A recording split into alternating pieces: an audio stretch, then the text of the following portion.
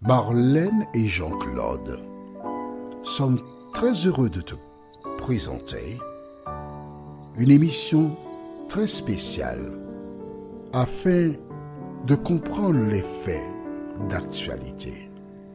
Merci pour ta fidélité. Merci d'être là encore.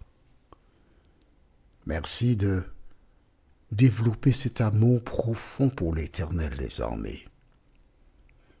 Nous sommes toujours dans cette série qui s'intitule « Le sacrifice d'Isaac » et le thème du jour est « Le mensonge ». Nous avons deux références bibliques. La première se trouve au livre de Genèse, chapitre 18. Genèse 18, les versets 9 à 15. Genèse 18, les versets 9 à 15. Et la deuxième référence, c'est le livre de Nombre, 23, verset 19. Nombre 23, verset 19. Avant d'aborder le thème, recherchons la présence du Saint-Esprit. Saint-Esprit, merci d'être là. Nous voici tes élèves, là, afin que tu nous remplisses de la parole. Merci d'inspirer celles et ceux qui prennent des notes, afin qu'ils retiennent l'essentiel. Et fais pour nous tout ce qu'il y a de meilleur, nous t'en prions, au nom de Jésus et pour ta gloire éternelle. Amen. Le mensonge. Eh oui, qui n'a pas dit un petit mensonge dans sa vie? Un petit, un moyen, un gros, qu'importe. Mais le mensonge est une des armes du diable. Mais oui. Et il veut que nous vivions dans le mensonge, l'illusion. Et afin que tout le monde sache mentir, il a institué la journée mondiale du mensonge, le 1er avril. Ils appellent ça le poisson d'avril, mais c'est l'école du mensonge. Dieu est venu un jour, il s'est présenté chez Abraham. Il habitait du côté de Mamré et il a encore répété, et lisons cela plutôt, dans Genèse 18, versets 9 à 15. Qu'a-t-il dit? Alors, ils lui dirent, « Où est Sarah, ta femme ?» Il répondit, « Elle est là, dans la tente. » L'un d'entre eux dit, « Je reviendrai vers toi à cette même époque, et voici Sarah, ta femme, aura un fils. » Sarah écoutait à l'entrée de la tente qui était derrière lui. Enfin, ce n'est pas toutes les femmes qu'il faut comme ça, hein? Tant mieux. Nous continuons verset 11.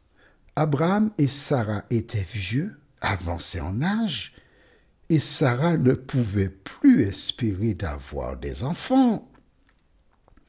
Elle rit en elle-même en disant, « Maintenant que je suis vieille, aurais-je encore des désirs? Mon Seigneur aussi est vieux. » L'Éternel dit à Abraham, « Pourquoi donc? » Sarah a-t-elle ri en disant, « Est-ce que vraiment j'aurai un enfant, moi qui suis vieille? Y a-t-il rien qui soit étonnant de la part de l'Éternel? Au temps fixé, je reviendrai vers toi à cette même époque, et Sarah aura un fils. » Sarah mentit en disant, « Je n'ai pas ri. » Car elle avait peur. Mais il dit, « Au contraire, tu as ri. Waouh, il y a de quoi avoir peur, hein, de toi à moi. Tu entends, à la même époque, l'année prochaine, Sarah aura un fils. Ça fait un moment que Dieu avait dit que ta postérité, mais écoute, là maintenant, je suis vieille, j'ai pas de désir, je suis déjà ménopausée. C'est impossible. C'est une blague, c'est une farce. Et l'Éternel, à travers cet échange, nous enseigne, toi et moi, qu'il est omniscient. Il connaît les pensées de chaque personne sur terre. Elle est derrière la tente en train d'écouter. Dieu ne l'a pas vue. Pourtant, il dit, pourquoi Sarah a-t-elle ri? Là, elle a sursauté. Et je présume que lorsqu'elle a entendu cela, soit elle est sortie pour répondre, mais elle a répondu. Alors probablement elle a dû sortir pour regarder les messieurs qui étaient là parce que c'est intriguant. Elle dit, je n'ai pas ri.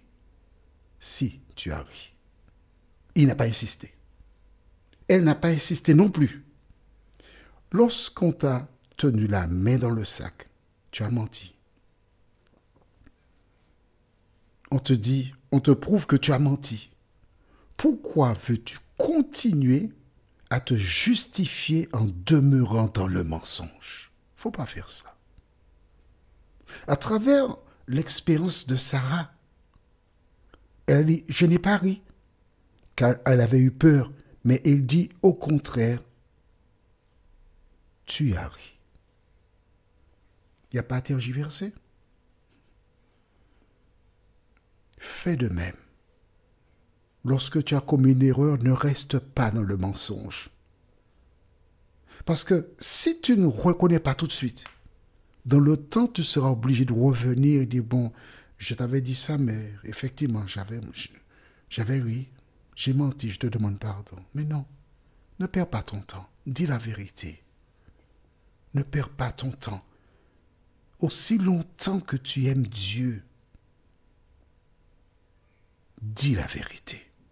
Maintenant, est-ce que Dieu a menti?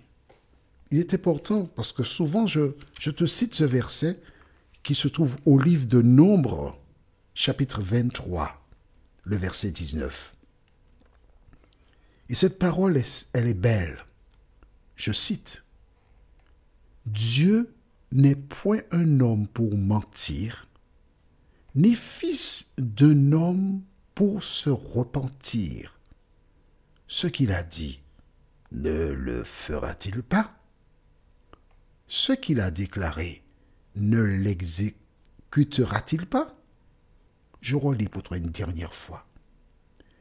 Dieu n'est point un homme pour mentir, ni fils d'un homme pour se repentir. Ce qu'il a dit, ne le fera-t-il pas? Et ce qu'il a déclaré, ne l'exécutera-t-il pas? Nous verrons si effectivement Sarah a eu un fils, puisque Dieu dit qu'il n'est pas un homme pour mentir, ni un fils d'homme pour se repentir. Je profite pour dire, si tu es une femme qui a accepté Jésus pour sauveur personnel, tu ne dois pas mentir. Si tu es un homme qui a accepté Jésus pour sauveur personnel, tu ne dois pas mentir non plus. Tu ne peux pas dire à une jeune fille ou une jeune femme, je t'aime, je n'ai que toi. Mais quand tu dis toi, on entend toi et on peut penser toi, c'est T-O-I, alors que le toi, pour toi, c'est toi, T-R-O-I-S. Un enfant de Dieu est véridique. Il ne fait pas gauche-droite, parce que la Bible déclare que votre parole soit oui, oui, non, non. Tout ce qu'on y ajoute vient du malin. Quand tu es un enfant de Dieu, tu es honnête, tu es sincère. Certaines personnes s'imaginent qu'on peut être sauvé. On donne un petit mensonge à gauche, un petit mensonge à droite, et puis, mais ce n'est qu'un petit mensonge. Mais le mensonge te fermera la porte du ciel. Alors je te suggère de revoir la copie et de dire la vérité. Prions, notre Seigneur et notre Dieu. L'ennemi de nos âmes cherche par tous les moyens à nous détourner de toi. Et souvent, piégés, il nous arrive de dire des mensonges. Mais nous avons réalisé à travers l'étude de ce jour que Dieu n'est pas un homme pour mentir, ni un fils d'homme pour se repentir. Seigneur, merci de nous aider par ta grâce à fuir le mensonge, à dire la vérité, et qu'un esprit de bonne volonté nous anime, nous t'en prions, au nom de Jésus et pour ta gloire éternelle. Amen. Que l'Éternel continue de veiller sur toi et que le Saint-Esprit t'accompagne dans tes luttes, de telle sorte qu'à l'avènement de Jésus, nous n'aurons pas à rougir. Et il me tarde de te retrouver. Nous sommes parvenus au terme de notre réflexion. Si d'aventure tu as une question, il te suffit d'envoyer un message par le biais de WhatsApp au numéro suivant, plus 596 696 88 93 93. Et alors Jean-Claude, moi, je me ferai un réel plaisir de répondre à ta question.